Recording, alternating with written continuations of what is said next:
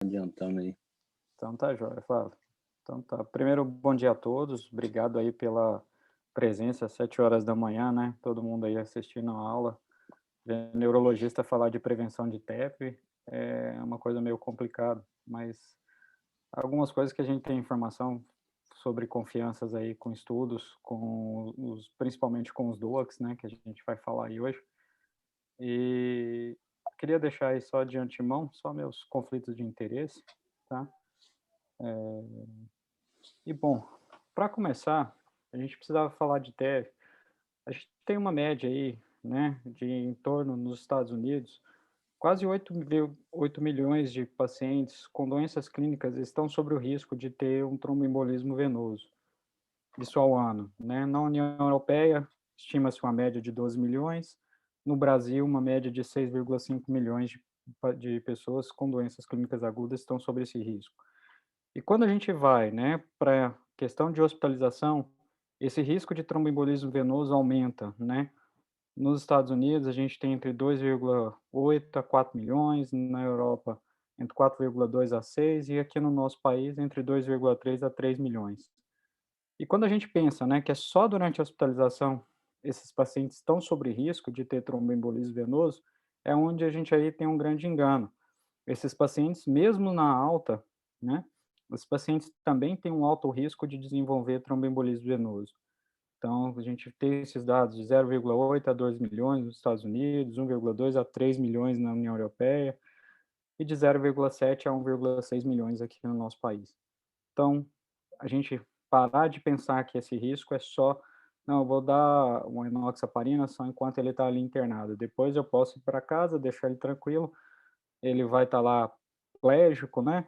E ele não vai estar com risco dele ter um, um tromboembolismo venoso, não. Então a gente tem que desmistificar um pouquinho isso aí e começar a pensar que esses pacientes também estão em alto risco e a gente vai mostrar por quanto tempo esses pacientes estão sobre esse alto risco ainda, né?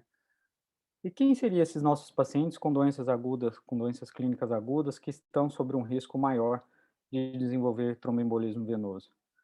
Então, são nossos pacientes hospitalizados, né? Nossos pacientes não cirúrgicos, né? Na maioria dos nossos casos aí, que são todos clínicos, né? Pacientes com AVC isquêmico, com insuficiência cardíaca, principalmente os classes 3 e classe 4, pacientes com doenças respiratórias agudas, com IAM, artrite aguda, infecções, pneumonias, né? Infecções urinárias, doença inflamatória intestinal, né? E além disso, outros fatores de riscos aí que vão estar associados, que vão aumentar mais essa chance desses pacientes nossos clínicos desenvolverem tromboembolismo venoso.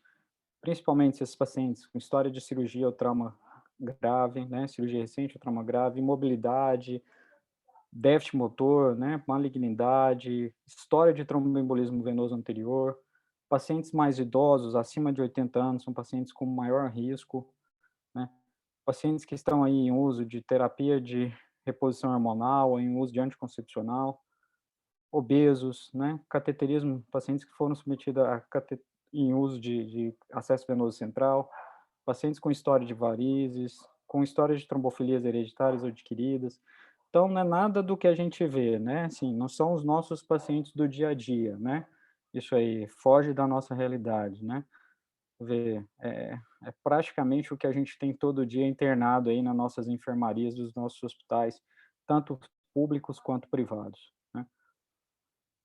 Bom, e se a gente avalia, né, nesses pacientes que estão internados, né, a frequência aí desses riscos desses pacientes evoluírem, né, para um tromboembolismo, uma média de 1 a 14 dias, quando a gente pega aí, né, principalmente que a gente está aqui com colegas de cardiologistas, a maioria, né, desses estudos demonstram que os pacientes com ICC classe 4, né, você vê 21,7% desses pacientes têm uma frequência aumentada de evoluir para tromboembolismo venoso.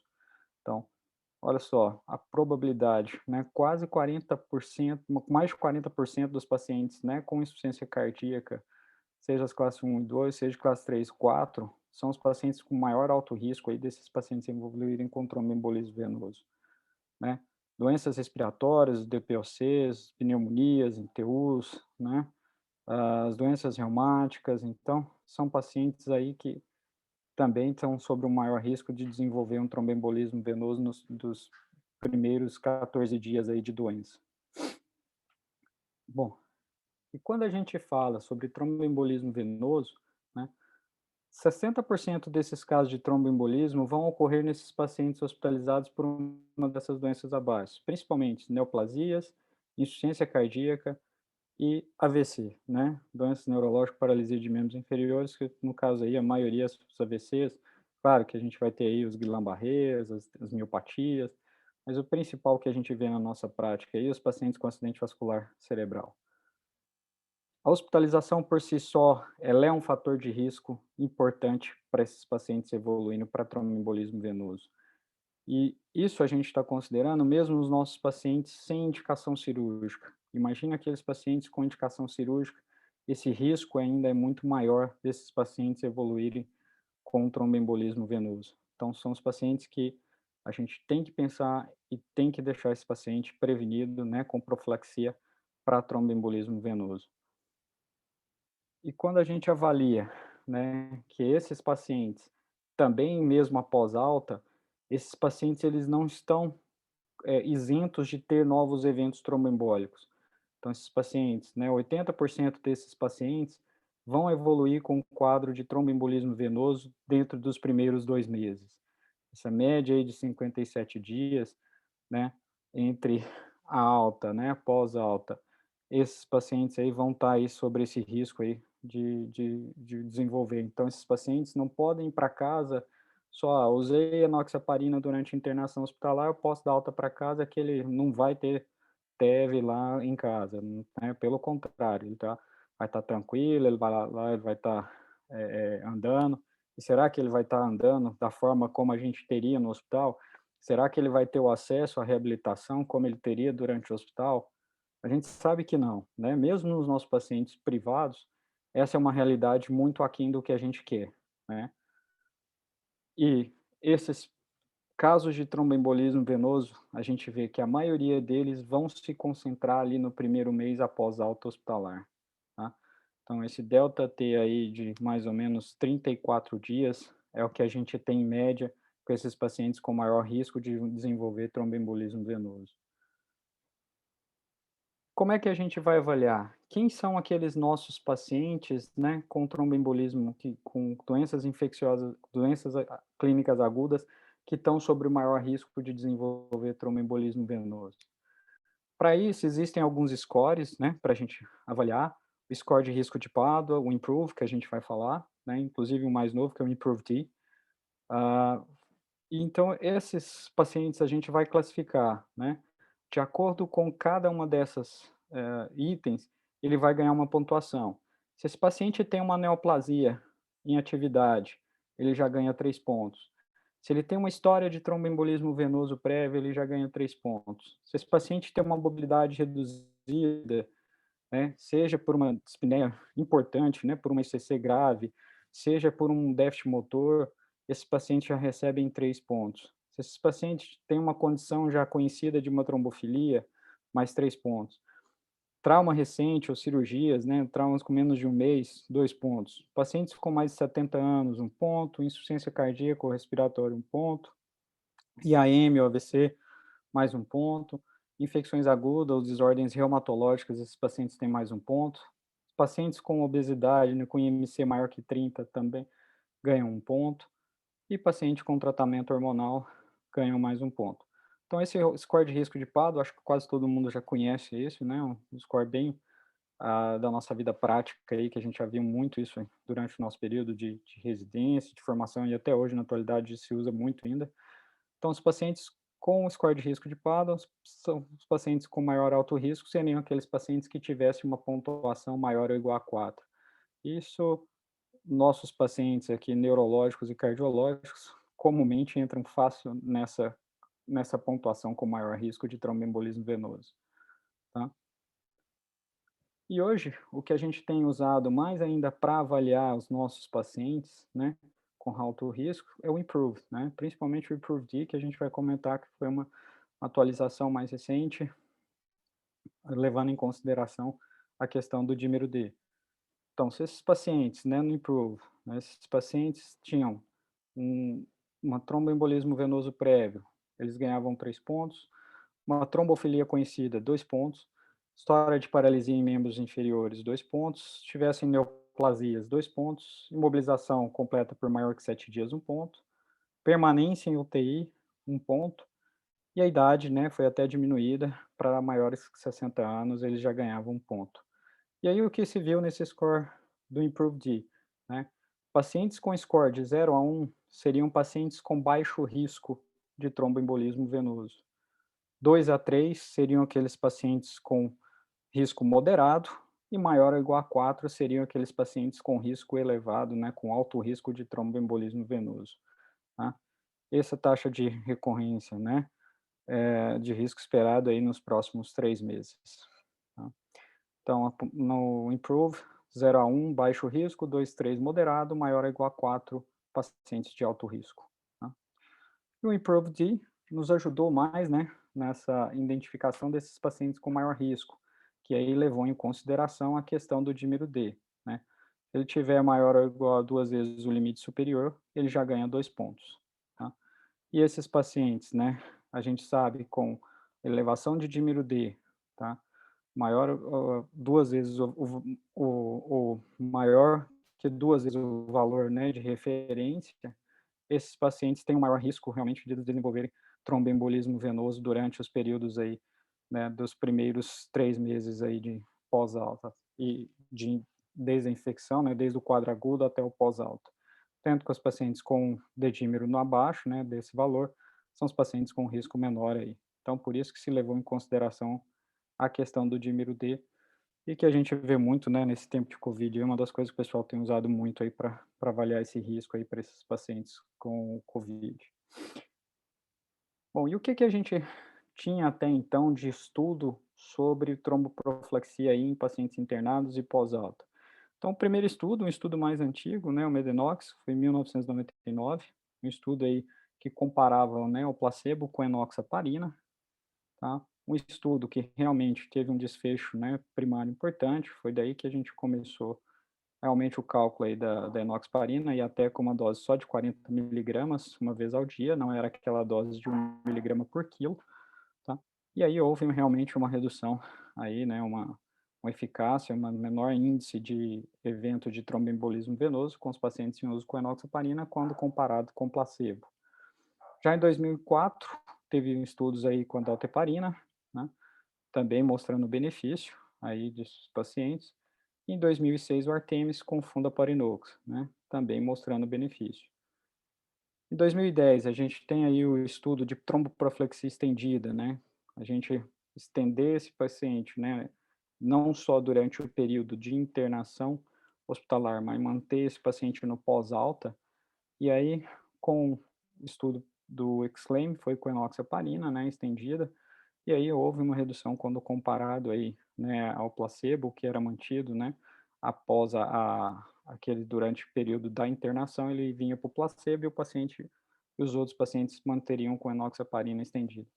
E houve também benefício em uso de manter a enoxaparina estendida nesses pacientes. O que que a gente tem de recomendação, então, até 2012, né, das diretrizes do American College, para tromboprofilaxia em pacientes com prevenção de tromboembolismo venoso? Então, os pacientes, né, hospitalizados com doenças que tenham alto risco, né, a tromboprofilaxia, né, então indicada é com heparina de baixo peso ou heparina não fracionada, com 5.000 unidades 2 ou 3 vezes ao, ou 3 vezes ao dia, ou fundaparex com grau de recomendação 1B, né. Não é recomendado ainda, né, dessa classificação, estender essa profilaxia além do período de imobilização, né, do paciente ou permanência hospitalar aguda, o nível de recomendação 2A. Para os pacientes hospitalizados com baixo risco, o uso recomendado ali seria de profilaxia farmacológica ou profilaxia mecânica, né, teria um nível 1B de evidência para a gente não fazer uso nesses casos, tá? Então, essas são as recomendações que a gente tem de 2012. E aí veio, né, 2009, dabigatran, 2011, os estudos, né, com FA para rivaroxabana, apixabana, 2013, intoxabana. E aí a nossa pergunta era: e os novos anticoagulantes orais, né? E os DOACs, né, os anticoagulantes orais diretos, será que a gente teria eficácia? A gente já tinha visto dados, né, de estudos como o RECORD, né, para rivaroxabana para profilaxia de prótese de joelho e quadril, que realmente mostrava benefício nesses pacientes. Mas será que a gente teria para os nossos pacientes com doenças clínicas agudas? E justamente por que que a gente batia na tecla dos DOACs? Primeiro, um regime de dose mais simples, né?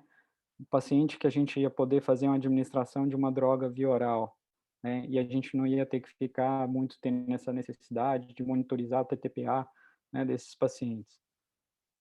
O paciente ia ter uma melhor qualidade de vida e principalmente de aderência ao tratamento no pós-alta, né? Imagina você continuar enoxaparina subcutâneo, além da gente saber que o preço é muito mais caro e ainda você ficar dando uma injeção subcutânea ali pelo menos uma vez ao dia para esse paciente, o tanto que isso é traumatizante e o tanto que isso incomoda para esses pacientes. E principalmente isso que a gente falou, redução de custos, né. Hoje mesmo que a gente tem aí formulações genéricas de enoxaparina, né, e outras similares, a gente sabe que os custos ainda são muito mais caros do que quando a gente compara com comprimidos dos anticoagulantes diretos. Então, e sem contar essa comodidade que é muito maior usar um comprimido para o paciente. Ah, mas o paciente usa sonda. A gente sabe que tem algumas formulações de Dox que a gente pode usar para pacientes em uso de sonda nasentérica, tá? Então, isso por si só não justifica a gente não fazer uso. E aí, o que a gente tem de dados, né, com estudo com a rivaroxabana? Então, a gente teve o estudo Einstein, né, que foi um estudo para profilaxia, para prevenção secundária de tromboembolismo venoso. Tá? Tem o Einstein Extend, né, que foi para extensão, né, do tratamento de profilaxia de tromboembolismo venoso para os pacientes com TEP e TVP. Tá? E os estudos de profilaxia, que a gente já tinha o RECORD, já, né, que é um estudo que era para artroplastia de joelho e quadril, e aí vieram, né, os estudos do Magellan, né, que foi em 2013, e o Mariner, cuja publicação foi agora em 2018. Né. Existem ainda outros estudos, como o Cassini, para pacientes com neoplasias, e o Callisto também, que está um estudo que ainda está em andamento. Então, o Magellan, né, que foi o primeiro estudo aí, agora para pacientes, para uso de DOAC em pacientes com doenças clínicas agudas. Então, o que que foi o estudo do Magellan, né? Primeiramente, era responder uma pergunta. A gente não sabia quanto tempo a gente teria que manter essa tromboprofilaxia para os nossos pacientes, né? Tanto durante a hospitalização quanto estendida, de pós-alta, quanto tempo que eu deveria manter e que população que realmente ia se beneficiar dessa tromboprofilaxia estendida. Né. E a pergunta do estudo era: será que 10 dias de anticoagulação com rivaroxabana eram não inferiores à enoxaparina? E 35 dias, se a gente manter rivaroxabana, seria superior à enoxaparina, né, quando comparado àquele paciente com uso como placebo? E aí o desenho do estudo foi bem, né? Os pacientes randomizados, pacientes com mais de 40 anos de idade, hospitalizados por doenças agudas, com mobilidade reduzida, um N considerável, com 8.000 pacientes incluídos, né, no estudo. E aí esses pacientes eram incluídos em dois grupos. Um grupo que receberia rivaroxabana 10 miligramas uma vez ao dia, desde o dia da internação e mantendo por 35 dias a 39, de 31 a 39 dias, e junto uma dose placebo, né, de, durante o período de internação, subcutâneo, né, de 10 a 14 dias. E um outro grupo que receberia noxaparina subcutâneo, 40 miligramas, uma vez ao dia, por 6 a 14 dias aí, durante o período de internação, e depois ele era mantido aí com placebo via oral, desde o dia da internação até o pós-alta. E aí queriam se comparar se essa eficácia de prevenção de tromboembolismo venoso. Esses pacientes era realizado um Doppler, né, uma avaliação ultrassonográfica para avaliação de tromboembolismo, né, venoso, no, durante o período da internação e depois no término do estudo também era feita uma avaliação. E o desfecho primário, né, era avaliar essa não inferioridade durante esse período de internação, quando comparado com a enoxaparina, quanto o desfecho de avaliação de superioridade quando comparado ao placebo, né, a manutenção do rivaroxabana via oral. Então, o período de seguimento ainda foi estendido por até 90 dias. Então, os critérios de exclusão, então, os nossos pacientes eram pacientes com idade maior que 40 anos, pacientes, né, com TEV, hospitalizados por doenças clínicas e que tinham mais de um fator de risco para TEV, a gente vai mostrar o que é isso, né, pacientes com mobilidade reduzida e que tinham hospitalização, né, um tempo de hospitalização menor que 72 horas antes de serem randomizados, tá? Então, os critérios de inclusão, as doenças clínicas agudas que entraram no estudo eram pacientes com ICC, classe 3 ou 4, pacientes com neoplasias ativas, pacientes com AVC isquêmico, com doenças infecciosas, inflamatórias, reumáticas, pacientes com insuficiência respiratória aguda, né, cuja eles tinham, né, mais de um desses fatores de risco adicional para tromboembolismo, seria varicose severa, insuficiência venosa, história de TVP e TEP, história conhecida de trombofilia, cirurgia importante ou trauma grave nas últimas 6 a 12 semanas, história de terapia, né, fazendo uso de terapia de reposição hormonal, pacientes com idade maior ou igual a 75 anos, né, com IMC maior ou igual a 35 e que com doença infecciosa aguda contribuindo aí para hospitalização. Os critérios de exclusão eram pacientes que tinham contraindicação ao uso de heparina de baixo peso molecular ou rivaroxabana, pacientes que fossem necessitar de cirurgia na internação, né, que tinham mais de 2 usos de uso profilático de anticoagulantes, esses pacientes eram excluídos. Uso de tromboprofilaxia mecânica, tá, então os pacientes eram retirados do estudo. E história de sangramento ativo ou risco de sangramento, tá. E o que que a gente considerava como essa história de sangramento ou risco de sangramento? Seriam aqueles pacientes com sangramento clinicamente significativo nos últimos 30 dias, com TCE grave, né, no último mês, com cirurgia grande, ou biópsia, ou cirurgia oftalmológica, ou trauma grave nas últimas 6 semanas. Paciente que poderia ter que teria uma cirurgia prevista durante a internação. Pacientes com AVC hemorrágico, né, eram excluídos aqui, tá? Prévio. Pacientes com neoplasia intracraniana, metástases, malformações ou aneurismas também eram excluídos aí do estudo aí, tá? E os desfechos primários, então a eficácia, né, a avaliação seria de tromboembolismo venoso proximal assintomática, detectado, né, por método de ultrassonografia, ou de TVP sintomática, né, proximal, tanto proximal quanto distal, ou embolia pulmonar sintomática não fatal, e de morte relacionada ao tromboembolismo venoso. Isso nos primeiros 10 dias e nos 35 dias aí, tá? Sendo que, como a gente comparou, nos primeiros 10 dias, não inferioridade, e com 35 dias, a questão mostrando superioridade quando comparado ao placebo.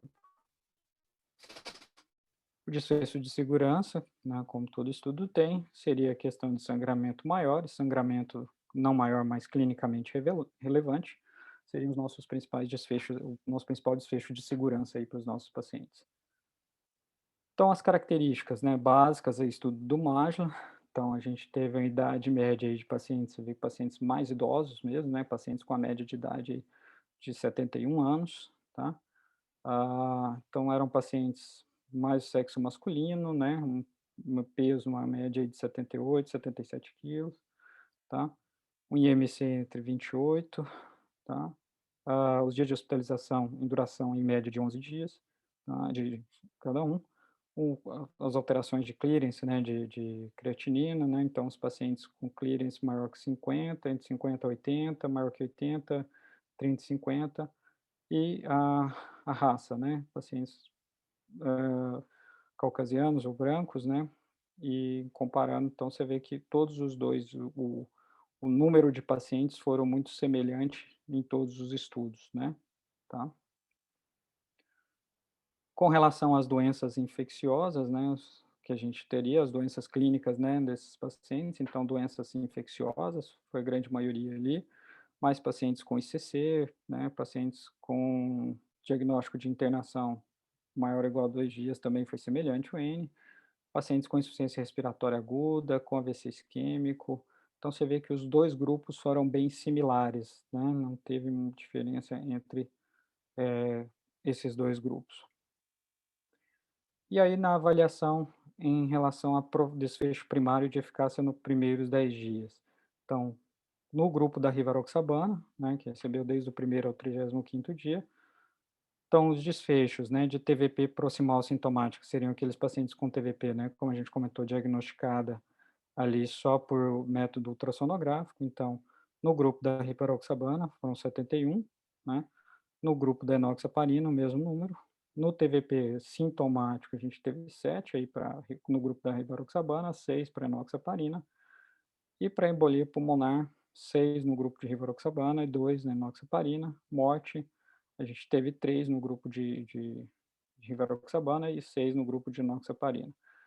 Então, o P, né, considerado aí para não inferioridade, seria um P de 0,025, aí, e aí realmente nesse estudo mostrava, né, que a rivaroxabana, durante os 10 primeiros dias de internação, mostravam ser não inferior à enoxaparina para profilaxia de TEV e nesses pacientes, tá.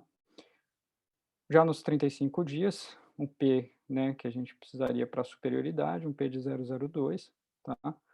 E aí a gente vê que nos desfechos, né, entre TVP proximal assintomática, 103 no grupo com Rivarô, 133 com Enoxa, TVP sintomática 13, né, no grupo com Rivarô, 15 com enoxaparina, com embolia pulmonar 10 para Rivarô, 14 para enoxaparina e morte 19 para rivaroxabana e 30 para enoxaparina. Então mostrou um grau ainda de superioridade, com uma redução de risco relativa em torno de 22%. Bom, mas isso a gente fez num grupo, né, que ainda pegando pacientes com muito alto de risco. E aí foi feita uma subanálise, né, isso a gente vai falar um pouquinho até mais para frente, desses pacientes, e aí a gente vai ver que os resultados foram até muito melhores do que isso que a gente está mostrando aqui, né, na subpopulação aí do estudo Magellan. Os estudos, né, de segurança, então, que seriam sangramentos clinicamente relevantes, a rivaroxabana 111 e a Equinoxa 49, tá, com P com significância, né, menor que 0,011, sangramento maior 24 com Rivarô e Enoxa 11, então realmente esses pacientes tiveram um índice de sangramento maior, né, quando comparado com a rivaroxabana. Até claro, o tempo de anticoagulação foi muito maior, principalmente sangramentos, né, não ameaçadores a vidas aí, tá? E sangramento fatal, 5 para rivaroxabana e 1 para inoxa durante os primeiros 10 dias. Durante a avaliação com 35 dias, realmente maior, mesmo número de sangramento com a rivaroxabana, quando comparado ao placebo, né, que ele ficou usando. Sangramentos maiores, também ainda maior no grupo com rivaroxabana, e sangramento fatal, também uma diferença muito pouca, muito pequena, sem significância estatística aí para o grupo com rivaroxabana, quando comparado com o grupo só com placebo. E aí, então, foi o que foi desenvolvido, né, a gente foi fazer realmente uma subanálise, uma subavaliação desses pacientes do estudo Magellan. Então a gente viu que no primeira na seleção dos primeiros pacientes do estudo Magellan, a gente tinha pacientes com muito alto risco, né, a gente tinha pacientes com neoplasias ativas, que são pacientes que alto risco de desenvolver tromboembolismo venoso e principalmente um risco maior de sangramento, tá. Então foi feita essa subanálise, então daqueles 8.000, né, pacientes, ficaram um total de 6.447 pacientes, né. E os motivos ali para exclusão, então, eram pacientes que tinham história de neoplasias ativas, pacientes que estavam em uso de dupla antiagregação plaquetária, pacientes que tinham sangramento menores que 3 meses, úlcera péptica nos últimos 3 meses, e bronquiectasia e cavitação também foram incluídos nesses pacientes que foram excluídos nessa subanálise, né, do estudo. E aí o que se viu? Os resultados foram muito melhores, né, quando a gente compara nessa subpopulação do Magellan, quando comparado com os pacientes do estudo Magellan original. Então, tanto para prevenção de tromboembolismo, né, venoso, e morte por TVP foi muito menor no grupo com rivaroxabana, quando a gente compara com a enoxa, tá? Quando a gente compara em morte também, realmente foi menor esse índice, tá? Então mostrando realmente a não inferioridade nesses primeiros 10 dias da enoxaparina, com relação à rivaroxabana. E no 35º dia ainda, os resultados ainda melhores ainda na prevenção de tromboembolismo e morte por tromboembolismo venoso, tá? Muito melhor nessa subanálise aqui, nessa subpopulação do estudo Magna, mostrando uma superioridade, né, com uma redução aí de 32% de tromboembolismo venoso e morte por tromboembolismo venoso nesses 35 dias, nesses pacientes que fizeram uso de rivaroxabana. Então, nos desfechos de segurança, então, quando a gente pega, né, então a gente excluiu aqueles pacientes com maior alto risco de sangramento. Então, realmente, o N, né, foi ainda menor de pacientes que tinham sangramentos clinicamente relevantes. Sangramentos maiores, você vê que o N foi muito próximo dos dois grupos, né? E sangramento não maior, mas clinicamente relevante, ainda um pouco maior aí no grupo com rivaroxabana. E sangramento fatal, os resultados foram iguais. Então, realmente mostrando um desfecho nesses primeiros 10 dias aí, não de não muito maior risco aí, quando comparado. Então essas taxas de sangramento e sem aumento de sangramento maior, tá, que era o que a gente temia, né, e os sangramentos fatais, que seria o nosso grande medo aí de anticoagular esses pacientes e manter essa anticoagulação por mais tempo. Quando a gente pega, né, a gente avaliando, né, durante 35 dias, realmente ainda um pouco maior para sangramento clinicamente relevante com a rivaroxabana, mas bem menor do que quando a gente compara com aqueles pacientes com maior alto risco, tá? Quando a gente pega sangramento clinicamente, não maior, mas clinicamente relevante, também um pouco maior, e sangramento fatal, todos dois ainda com um N bem próximo aí, não sem tanta significância.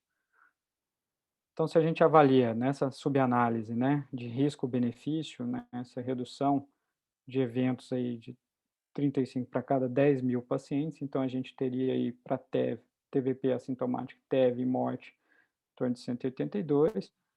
Para sangramento maior, a gente realmente tinha um risco, né, com os pacientes usando enoxaparina, usando rivaroxabana, mas morte a gente tinha uma redução importante, tá? Sangramentos fatais, ainda um risco um pouco maior, tá? E prevenção de tromboembolismo venoso sintomático e morte também, a gente tinha um desfecho melhor nesses pacientes que eram mantidos com rivaroxabana. Bom, e aí a gente vem, né, até uma das perguntas que surgiu naquele grupo, e quando a gente compara com outros DOACs, a gente tinha estudo com outros DOACs para mostrar o benefício de profilaxia estendida, em pacientes clínicos, né? Será que a gente tem benefício com o uso de apixabana? Será que a gente tem benefício, né? O Apex foi com a bexatrana, né? Que é uma droga que a gente nem tem aqui disponível no país. Mas o ADOPT, né? Que foi o estudo aí com a apixabana. Então, foi um estudo com a dose de 2,5 de 12 em 12. Foi um estudo que falhou, tá? Isso, se vocês forem ler o estudo, realmente vocês vão ver lá que houve falha no estudo, tá? Eles foram considerados, a ideia dele era mostrar superioridade, ele não conseguiu mostrar superioridade no uso da Pixa. Os pacientes tiveram um maior risco e um maior sangramento, tá? Quando comparado. E uma das grandes questões ali do ADOPT foi muito a questão da seleção dos pacientes, né? Eles não sabiam quais pacientes deveriam ser realmente selecionados para o uso da Pixabana. Então, a gente vê, né, que os estudos com maior impactantes aí realmente para prevenção, a gente vê quando superior até com Exclaim, né, com a Rivaro, com Magla. O Aspex também teve um resultado importante, mais uma droga que a gente não tem aqui disponível, tá, ainda no nosso país, apesar que é um N, né, muito pequeno, né, só 751 pacientes foram avaliados, então um N ainda muito pequeno para o Apex. Enquanto no Magla, tem um estudo com um N bem importante aí. E aí, a gente foi avaliar, né, assim, um estudo mais recente que saiu, o estudo Mariner, foi em 2018 a publicação desse estudo, era avaliar se a rivaroxabana, né, comparado com a placebo agora, só para profilaxia de TEV pós-alta, realmente teria benefício aí nesses pacientes. Então foi um estudo também multicêntrico, duplo cego, randomizado, e esses pacientes eram avaliados aí durante 45 dias, com follow-up de mais 30 dias. Um N, né, maior do que o que a gente teve no Magna, foi um estudo com 12.000 pacientes incluídos, tá. Então eram pacientes que tinham doenças agudas, que após alta já tinham recebido anticoagulação com heparina de baixo peso, né, ou heparina não fracionada, tá. E aí depois esses pacientes iriam de alta, né, precisando de manter uma profilaxia para TEV e TBP. Qual que seria melhor? Deixar ele só com placebo, né, que foi a comparação do estudo, ou manter esses pacientes com o uso de rivaroxabana, tá? E a dose de rivaroxabana 10 miligramas uma vez ao dia. Os pacientes com insuficiência renal, eles tinham uma dose ajustada aí de 7,5, tá? Bom, e o que a gente viu, né? Houve uma redução, né, de risco em torno de 56% para pacientes, né, com TEV sintomático no grupo com rivaroxabana, quando a gente compara com placebo, tá? Então houve benefício realmente a gente manter, fazer o uso da rivaroxabana nesses pacientes com maior risco de tromboembolismo venoso, tá, pós alta, né, por 45 dias. Quando a gente compara, né, com TEV sintomático e morte, também houve uma redução de risco em torno de 27% com os pacientes em uso de rivaroxabana, tá? Quando a gente compara com placebo. A Rivaro não reduziu ainda o desfecho primário no TEV sintomático de morte, né, não reduziu, não teve uma redução significamente, né, significamente o desfecho primário de eficácia deles, não foi concluído aí no estudo do Mariner. A taxa de morte não foi também significativamente diferente aí quando comparado com o placebo. Isso a gente falando não só morte, também relacionado com a questão de sangramento, né, aumentando o risco de desfecho de para avaliação para desfecho de segurança. Então, os índices, né, de sangramentos foram um pouco maior, mesmo sangramentos não maior, mas clinicamente relevante, sangramentos maiores, tá? E outros tipos de sangramento realmente um pouco maior, mesmo quando a gente compara na rivaroxabana em comparação com o placebo. Mas os principais resultados de segurança, então realmente essas taxas com rivaroxabana foram baixas e não significativamente quando comparado ali com o placebo. A gente vai fazendo essas avaliações de pacientes com sangramentos maiores, né, que seria queda de HB, de mais de 2 no HB, paciente necessitando de transfusão, paciente com sangramento em órgão crítico, né, paciente com sangramento fatal, então realmente não teve significância.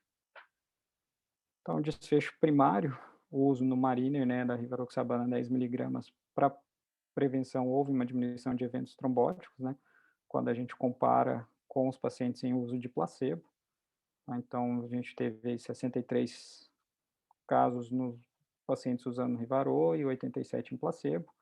Em TVP, né, sintomático de extremidade, 2 aí para Rivarô, 10 para placebo. E sangramento maior, realmente sem significância estatística aí no P, né.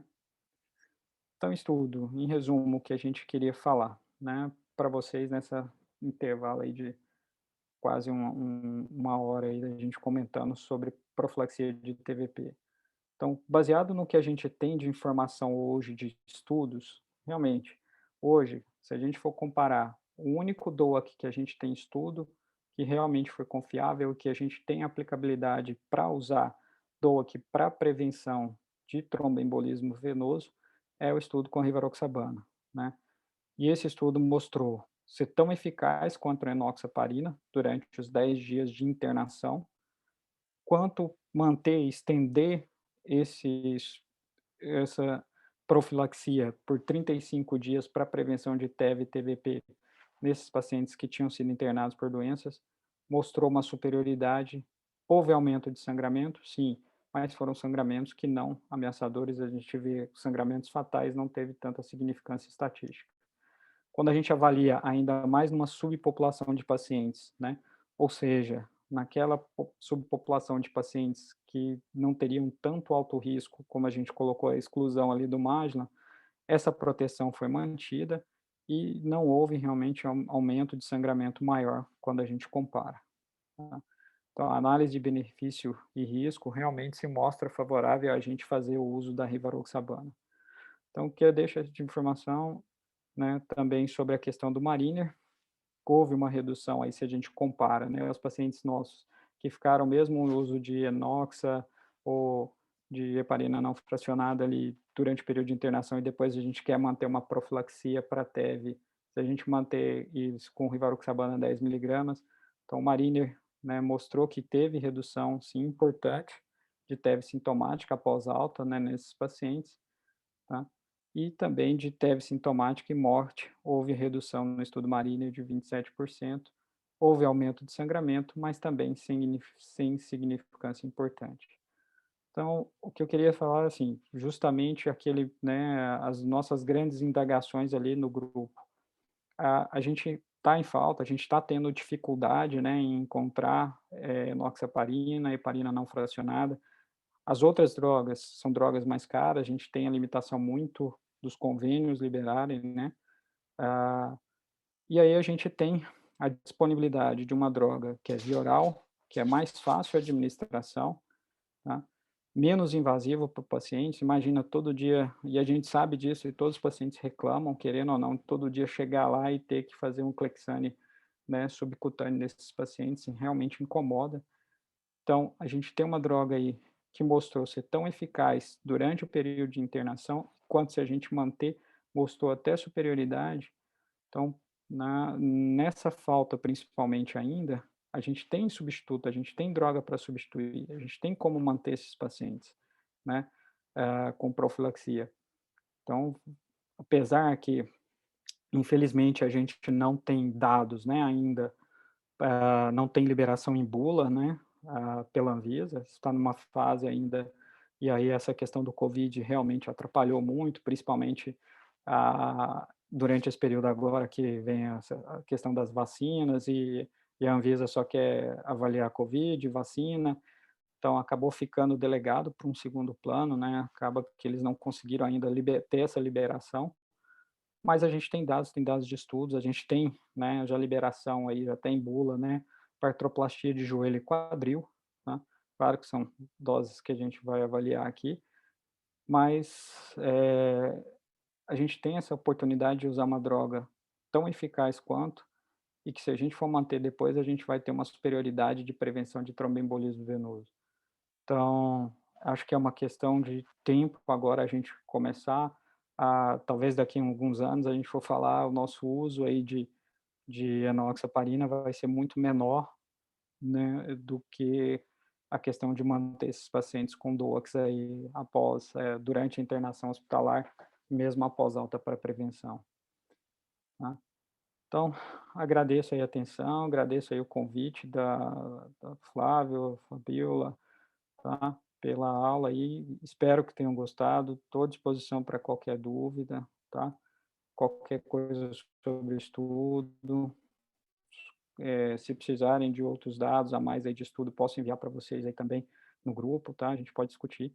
E hoje eu fico tranquilo, assim, a rivaroxabana é uma excelente droga, a gente tem estudos, né, fantásticos, o COMPASS é um estudo que para nós neurologistas, é um estudo impactante, importante. Essa dose de 2,5, 2 vezes ao dia, mais aspirina, né, nesses nossos pacientes aí com doença coronariana, com doença aterosclerótica grave, tá, com DALP, e um estudo que mostrou um benefício importante, né, uma redução aí de 48% de AVC isquêmico. Então, para nós na neurologia foi um grande impacto.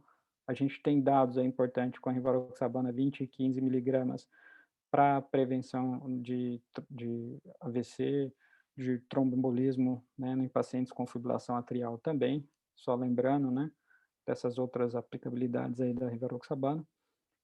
E a gente tem agora um outro leque importante aí, uma outra, né, a oportunidade para uso do rivaroxabana com uma eficácia muito boa, tá, com superioridade quando a gente compara, né, com placebo e com resultado similar com a enoxaparina e, como eu comentei, quem nunca teve nenhum paciente, né, que não reclamou que: "Ai, doutor, é horrível você ficar todo dia alguém vindo injetar colocar uma injeção mesmo que subcutânea e aqueles monte de hematoma que vai formando na barriga do paciente, né. Então, realmente, eu acho que a gente é um caminho, né, é uma nova possibilidade de tratamento que a gente tem para esses pacientes. Ok, Marco, muito obrigado aí pela excelente aula e muito interessante a análise dos estudos e essa questão aí da falta e do sobrepreço desses medicamentos é uma coisa que a gente tem que analisar, sim, e por que não, né? Pensar em implantar isso aí no nosso uso diário, né? Vamos estudar isso aí com carinho. Alguém quer mais fazer algum comentário sobre a aula? Dúvidas? Eu posso começar assim, Marco, parabéns pela apresentação. Do ponto de vista metodológico, Marco, esse estudo Magellan, ele é um prato cheio para a gente fazer avaliação de NNT. Enquanto você estava falando aí, eu estava comparando os dados aqui, e tem algumas coisas que chamam a atenção, embora você tenha um N muito grande, mas quando a gente vê lá o desfecho de hemorragia fatal, né, 7 contra 1 no segmento. Então, isso me chamou a atenção, 7 casos, não tem estatística no estudo, mas quando você vê sangramento fatal aos 35 dias, 7 pacientes no Rivaroxabana contra 1 paciente na enoxaparina, aos 10 dias, 5 contra 1, e eles nem deram a estatística, são menções só que eles fazem de evento adverso, né? E isso me chamou a atenção, assim, porque quando a gente pensa em usar, se você estiver usando uma coisa que não é tão comum de ser usada, e quando a gente fala em prevenção, e acontecer um evento desse com a família, como é que você vê para justificar isso, Marco? Você fala de ocorrer um sangramento fatal, É assim, isso, porque quando Juliano? compara a enoxaparina com Uhum. o Rivaroxabana, foi 7-1, por exemplo, no segmento de 30 dias. Aí eu fico pensando, é lógico que em 4.000 pessoas não é tamanha o Então, vulto, isso. mas para o indivíduo é bastante, né? 7-1 é difícil Mas pensar. e o risco dele fazer um TEV, né, fazer uma embolia pulmonar, eu acho que é muito maior para ele, né, Juliano? Assim, a gente tem que pesar muito qual paciente que a gente vai escolher. Aquilo que a gente falou, a gente não vai escolher um paciente de baixo risco para indicar manter Rivaroxabana mais tempo, né? Agora, um paciente com baixo risco, não teria porquê, né? Até não teria nem porquê fazer tromboprofilaxia, né? Agora, um paciente de alto risco, eu acho que o risco dele suplanta muito maior um risco dele fazer um tromboembolismo venoso aí, um TEP, do que esse risco de sangramento, E tá? esses pacientes do Magela eram pacientes de enfermaria, né, Marco? Para UTI, isso aí dá para extrapolar, você acha, não? No Magellan, É, então, o que foi o subanálise aqui, mais pacientes de UTI, eles eram excluídos, né? né? O critério de exclusão, Pois é. tá? Beleza. Então, o paciente de UTI foi critério de exclusão. Pois é. Se eu não me engano, porque a Camila está aí, a Não, é Camila sim, pode até... não, mas ela é critério de exclusão, eu estava vendo no paper. Uhum, Ele isso. se aplica para paciente internado, mas Internados, assim, não para UTI, não para UTI, paciente agudo. isso. Tá. Ok, nós temos aí também o Pedro, que é o cirurgião vascular, está aqui na área, para mim estava. Uhum. Pedro, quer fazer algum comentário aí? Você que é cirurgião vascular, angiologista. Pedro está aqui? Acho que ele saiu. Não vi aqui. Não, ele estava aí, saiu. Uhum. Mais alguém quer fazer algum comentário? Bom, eu vou abrir a palavra aqui, 2 minutos aqui para a doutora Ana Beatriz, que ela quer falar um pouquinho, ou a enfermeira Slaine, as duas estão aí, falar um pouquinho sobre o Dia Mundial de Lavar as Mãos, né? Eu acho que se a gente não conseguir se educar agora para lavar a mão, a gente não vai conseguir nunca mais, né? Pois não, Ana. Bom dia a todos. Doutor Marco Túlio, parabéns pela aula. Se não consegui assistir desde o início, mas assim, parabéns, né, por abrir essa possibilidade, né, de novas opções frente à escassez de enoxaparina, enfim. Parabéns pela explanação. Não, queria Ô, Ana, aproveitar... abra o seu vídeo aí, Ana, para a gente ver você. Você quer Então, eu fazer estou uma dirigindo. campanha aí, não mostra? Eu estou dirigindo, estou levando o pequeno para a escola. Tá bom, então tá perdoado. O áudio.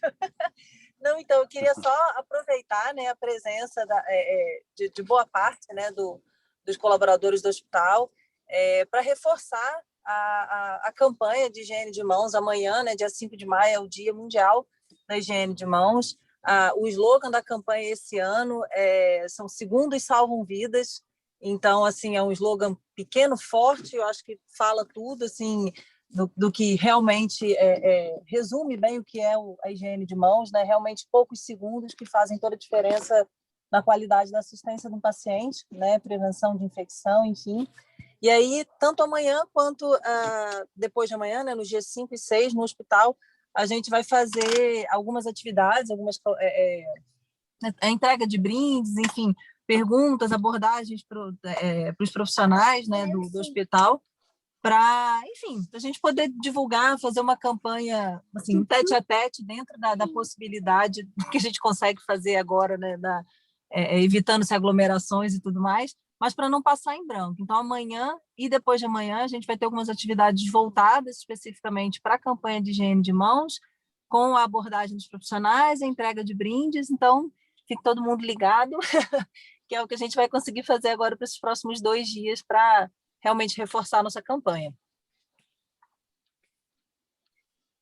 Ok, muito obrigado, Ana. Estaremos firmes aí, então. Beleza, obrigada, gente, pela oportunidade. Bom dia a todo mundo. Bom dia.